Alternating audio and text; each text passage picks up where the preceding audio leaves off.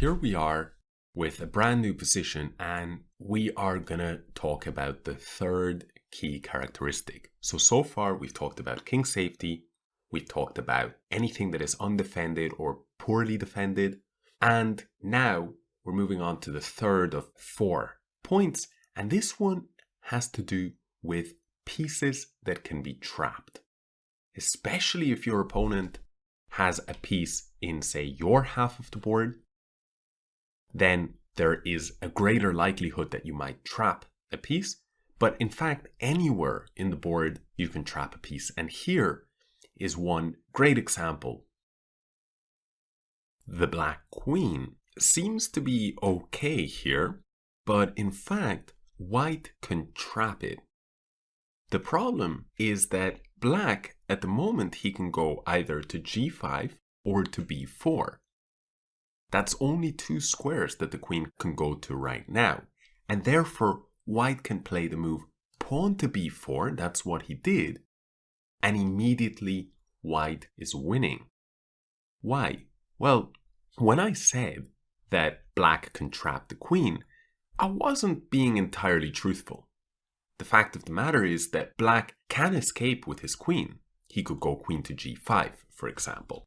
By the way, the threat that he's escaping is the move knight to f3, which would attack the queen and take away the g5 square. So it is possible for the queen to move.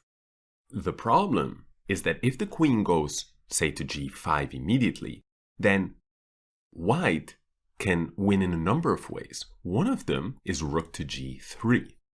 With the move rook to g3, he is attacking the queen, and if the queen steps away, say to h4, then white can at the very least grab a full rook.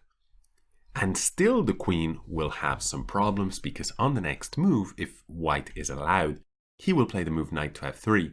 And you may notice that there, the black queen continues to be trapped. So queen to g5 is not an option. What about bishop takes e4? Well, in that event, then still knight to f3. And it's true, now black can capture the knight, but after rook takes queen, we see that black has lost the queen anyway. In the game, black did indeed capture on e4, and after knight to f3, he went queen to f5. So he found the only square to keep his queen. But the problem goes back to what we've been talking about a short while ago, which is, we said, undefended points in a position, that's pieces, pawns, and squares, and we also said what we can call loose points in a position, which is any point that is attacked and defended the same number of times. So for example, we notice this pawn on d6 now is a hanging pawn because we're attacking it with our rook and with our queen. And it's only got one defender, and that's the king. So white continued with the move rook takes d6 check. If we actually step back to this position, we see that the point on d6 was defended twice and attacked twice, and therefore, for now, the d6 point is okay.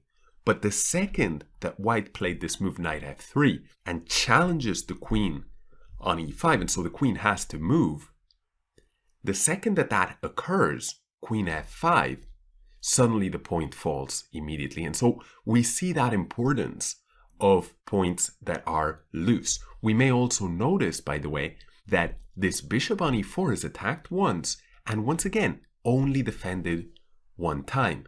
So if you are able to either add an attacker to the point or remove the defender, in this case the queen, then the bishop on e4 will be in trouble.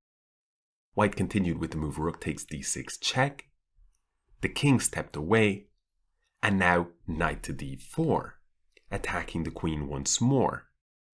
The queen stepped away, and now queen c3 check. We see that initially the tactic worked based on the threat of trapping the queen.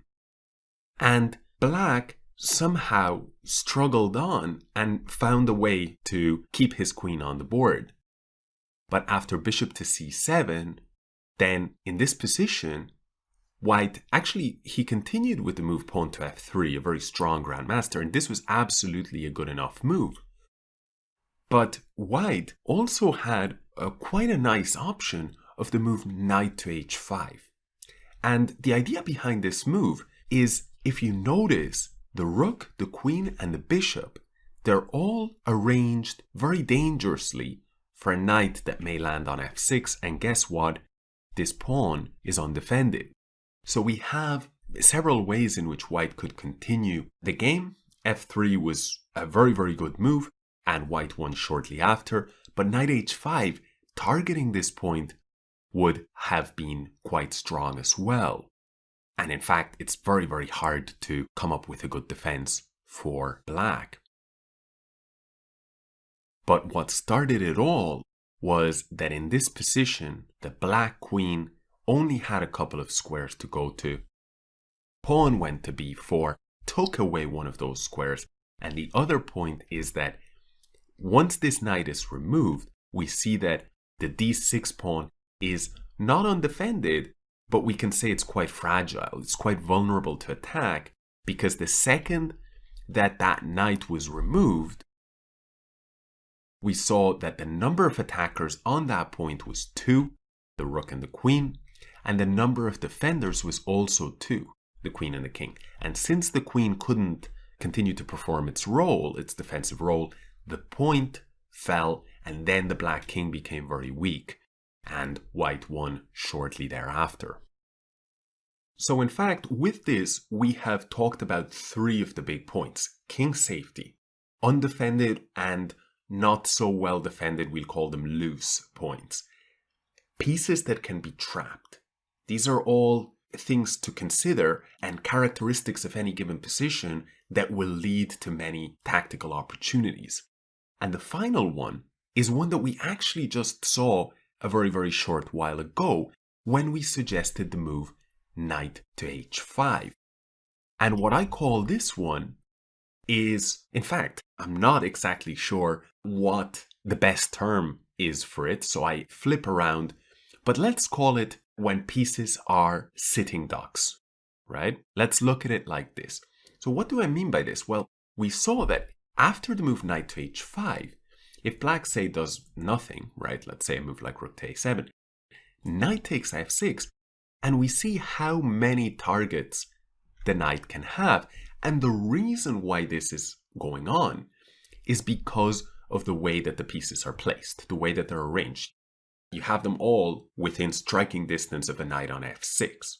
You know, if I asked you in this position, tell me the square where you can place a knight that will attack this rook, this queen, and this bishop, you would tell me f6. And if I said to you, okay, give me another square, you would say there is no other square.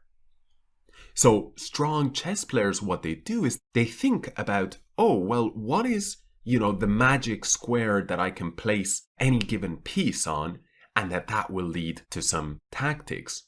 So for a knight and this rook, queen, and bishop, it is in fact the f6 square. But what if I asked you the question of, for a knight and this king and rook? Well, then you wouldn't place the knight here on f6. Instead, you would place the knight on e7.